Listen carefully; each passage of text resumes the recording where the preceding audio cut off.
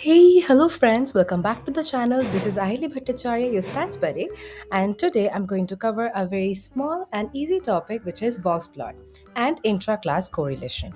So let me start with the first slide. Yes. So, what is the main idea of a box plot? A box plot is like a data sandwich. It packs everything you need to know about your data set into one neat little box. Here's what you get. First, minimum value, the smallest data point. Second, the maximum value, the biggest data point. Number 3, quartiles, Q1, Q2, and Q3. Q2 is the median, you know that. They split your data into 4 cozy quarters.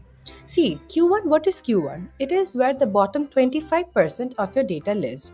Q2 is the median, so the middle child of your data, and Q3 is the top 25% data starts here. And what is IQR? IQR, that's the interquartile range, is just Q3 minus Q1. It is the spread of the middle 50% of your data. Think of it as a meaty part of your data sandwich. Okay? Now let's come to the next slide. Structure of a box plot. Let's build a box plot. First, draw the box from Q1 to Q3. That is your IQR.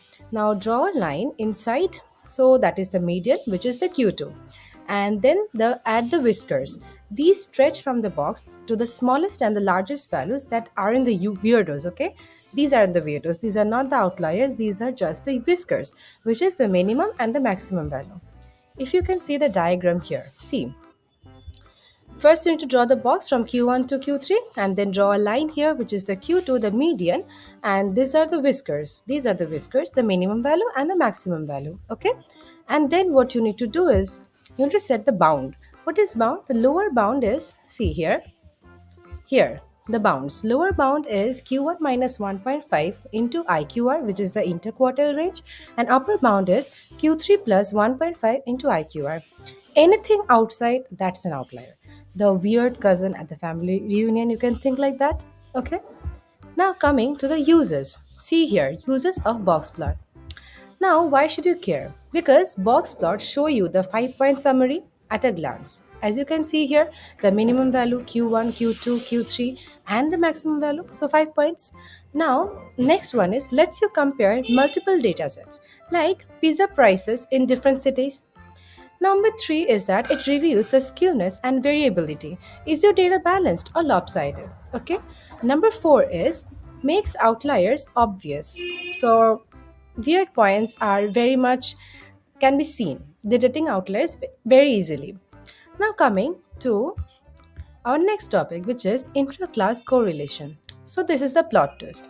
Let's talk about families now. Not your actual family, but your data families, like heights of brothers, yields of plants in the same plot, or why all your siblings are equally bad at singing. See, this is called intra-class correlation. It measures how similar members of the same group are. Okay? See, example, if all brothers in a family are tall, the intra-class correlation is high. If they're all over the place, it's low. I know the formula looks scary, which is RIC is equals to 1 by k minus 1 into k into variance of means divided by variance of total minus 1. But all it's saying is how much of the total variation comes from between families versus within families. It's alright? And next is the last part, the limit. Guess what? This correlation is bounded between minus 1 divided by k minus 1 less than equals to RIC less than equals to 1. So, if your family is super similar, you will be close to 1. If you're wildly different, like wildly, then it's not. So, well, that's family. Now, here you have it.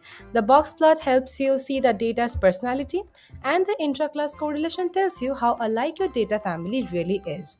Like and subscribe if you learned something new. And yes, hit the bell icon so you don't miss the next video. So, bye bye. Thanks for watching. See you in the next one.